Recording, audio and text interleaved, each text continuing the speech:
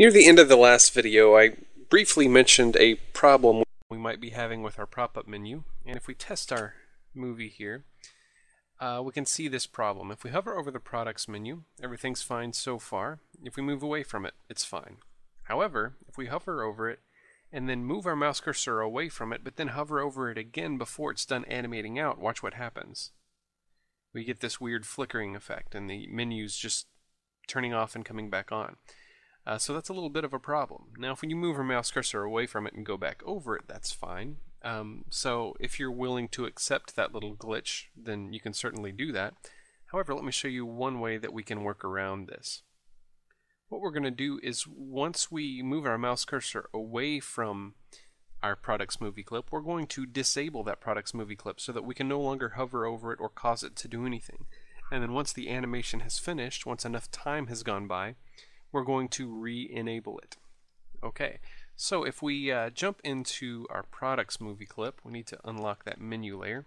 If we double click on that products movie clip, we can see starting in frame 20, this is where that exit animation is occurring. And we can see that that exit animation is only 6 frames long, which is only half a second since we're working at 12 frames per second. 6 frames would be half a second. So for half a second, we need to disable this particular button, this whole products movie clip. We need to disable that for half a second while it's animating back up. And then once that half second has gone by, we can enable everything again, and hopefully we can get rid of this problem.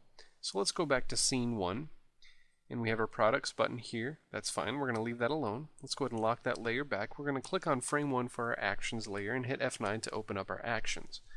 Okay, now the movie clip animates out whenever we move our mouse cursor away, or whenever we trigger this roll out event, which triggers this function called products out.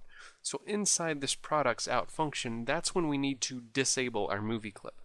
So the first thing we can do is, if we want to get rid of the hand cursor when we hover over it, we can say products_mc.enabled equals false. That'll get rid of the hand cursor. But then we also need to get rid of our event listeners here. So I'm going to copy both of these, Control C, both of these lines where we added those event listeners, and then inside our products out function we're going to paste that, except instead of adding the event listeners we're going to remove them. So remove event listener for both of these lines.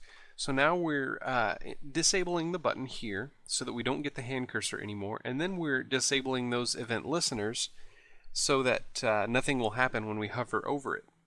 So let's test that and see if it works. Control Enter to test. We hover over it, everything's fine. We move away from it, and our problem has been solved. However, you'll notice that we can no longer hover over the products button anymore. So what we need to do is we need to fix that so that after half a second goes by, because that animation takes half a second, after half a second goes by, we want this to be enabled again. Well, if we want to do something that's not going to occur for a specific amount of time, we can use what's called a timer. Now, if you're familiar with ActionScript 2, you might be familiar with something called a set interval function. Well, the timer basically functions the same way as a set interval function did in ActionScript 2, except in ActionScript 3 it's called a timer. So after we remove these two event listeners, we're going to create a timer. So we're going to go to the next line. We're still inside that products out function, and in order to create a timer, let's first create a variable, var, and let's just call it my timer. You can call it whatever you want to. And we need to tell Flash that this is going to store a timer, so we're going to type :timer with a capital T, and then we'll set this equal to a new instance of the timer class. So new space timer with a capital T, and then inside parentheses we need to put two things here. Now if this is a timer that's going to run over and over again, we only need to put one thing. We need to put the delay. If we only want it to run once, we need to put the delay and then the number 1 to tell it we only want it to run once. Well, the delay here is a number that's going to be in milliseconds. So if we wanted this timer to last 1 second, we would type 1000 here. That's 1000 milliseconds. Same thing as 1 second. If we wanted it to last 6 seconds, we would say 6000 milliseconds. Well, if we want it to run half a second, we would change this to 500 milliseconds. That's half a second. Well, let's actually give this a little bit of padding in there to make sure that it's animated all the way off. So instead of doing 500 milliseconds, let's set this timer to 600 milliseconds. So it's just a little bit over half a second. And then we only want it to run once, so we'll type comma 1, and then we'll close our parentheses and put a semicolon to end that statement. So we've created the timer, but now we need to create an event listener for that timer that's going to trigger another function, and that function will re-enable our mouse over and mouse out. So on the next line, we're going to point to my timer, which is the variable in which we stored our timer. My timer.add event listener. You would add an event listener to this the same way you would to a button. So my timer.add event listener. We need to put the type of event we're listening for. Well, there's a class called timer event. So capital T, capital E in event, dot, and then timer with all capital letters. Timer event.timer, comma, space. And then we're going to type in the name of the function we want to run once this timer has gone through its 600 milliseconds. So at the end of half a second, we want it to run a function, and we'll just call that function enable. So we'll close our parentheses, put a semicolon to end our statement. Now this timer is not going to run until we actually tell it to start. So after we add this event listener, we need to say my timer dot start, open and close parentheses, semicolon to end our statement. That will actually start the timer. This particular line of code is easy to forget to do, so don't forget that. You need to create the timer, add an event listener to it, and then start the timer. Okay, now we need to create this enable function, which is going to basically add these event listeners back. So we're going to highlight these event listeners up here and just hit Control-C to copy those. And then after the products out function, we'll skip a couple lines and create another function called enable.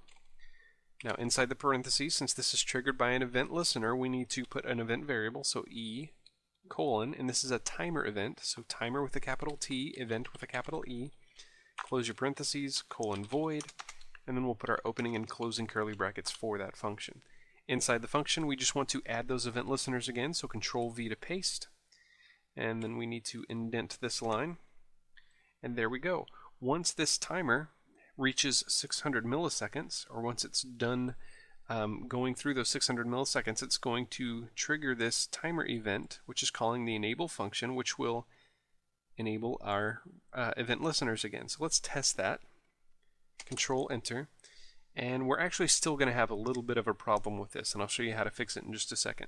We're going to hover over the products button. Everything comes out just fine. We move away from it. It goes back. Okay, so the basic functionality still works. Now let's try what we did before. We're going to move our mouse cursor away and then hover over it again very quickly. And we see it goes back up just fine. For the most part, we've gotten rid of this little glitch. However, if we hover over it, move away, and then if we sometimes move over it again before it's done animating and then roll out, then we get a little bit of a, we get that out animation again basically. So we hover over products, and again what I'm doing is I'm moving the mouse cursor away, and before it's done animating up, I'm hovering over products again, which doesn't really do anything, but when I move my mouse cursor away again, it plays that out animation. So what we're going to do is we're going to change the way our event listeners are working for the rollout event. Instead of creating this rollout event by default, I'm going to cut it from the stage, Control X, and I'm not going to trigger that event, or I'm not going to create that event listener until we're inside this products over function. So we'll paste it there. So by default, we have the rollover event ready, but that rollout event is not going to be added. That event listener is not going to be added until we actually roll over the button and trigger this products over function. Okay. So then inside our products out function, when it's animating out, we're still going to disable both of those, but in our enable function, after our timer runs, we're just going to re-enable the rollover. Let's delete the rollout line of code there.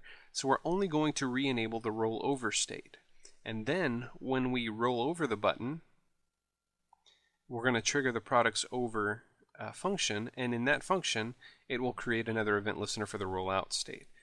So hopefully that will get rid of even more of these problems we're having. Control Enter to test. We hover over it. Now I'm going to move my mouse cursor away and immediately hover over the products again. And when I move away, now you'll see that it doesn't play that out animation again. But when we hover over it again, everything's fine. Now one thing we do need to do is we need to re-enable the hand cursor, which I forgot to do. Whenever we enable the event listener inside the enable function, let's also point to products underscore MC, dot enabled, and we'll set it equal to true again so that we get that pointer cursor. And there we go.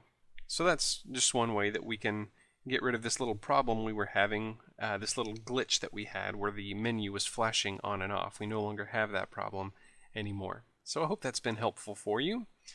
And let's go ahead and save our finished pop-up file. We'll save this as pop-up menu 03.fla. So we'll save that and move on with the next video.